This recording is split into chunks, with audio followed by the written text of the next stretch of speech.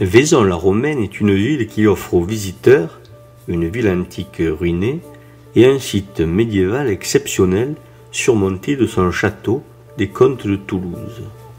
C'est de la transition de l'un à l'autre que nous allons parler ici. Parce que la ville antique est habitée jusqu'au haut Moyen-Âge, ce moment de l'histoire n'est pas à négliger. Contrairement à ce que l'on pense souvent, dans la ville romaine, il y a eu continuité de l'habitat bien au-delà de l'effondrement de l'Empire romain. La ville se contracte alors. Elle se resserre autour des édifices civils et religieux. Elle s'insère d'une muraille.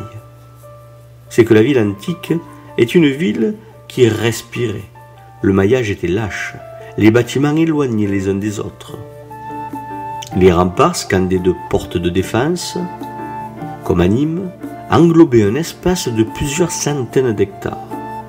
Avec l'effondrement des institutions municipales romaines, c'est l'Église, par le truchement de l'évêque, qui va reprendre en main la destinée de la communauté.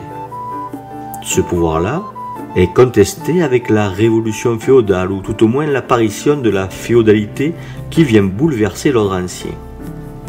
L'insécurité des temps a, semble-t-il, poussé une partie de la population à trouver refuge de l'autre côté de l'Ouvèze, sur le tertre calcaire qui offre des qualités défensives indéniables.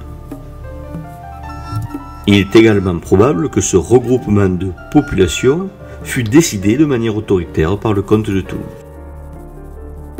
Quoi qu'il en soit, vont cohabiter deux sites de peuplement pendant plusieurs siècles avant que la quasi-totalité de l'habitat ne soit édifiée sur le site fort, créant par là le castrum de Vaison, au pied du nouveau symbole du pouvoir, le château fort des comtes de Toulouse, seigneurs du marquisat de Provence via l'inféodation qui leur en fut faite par l'empereur. C'est ainsi qu'une nouvelle cathédrale est édifiée dans le village fortifié. Elle fait d'ailleurs partie pour une part du rempart. Mais la rive droite de l'Ouvèze ne semble avoir jamais été totalement désertée au Moyen-Âge. Et il semble qu'un bourg ait persisté autour de l'ancienne cathédrale.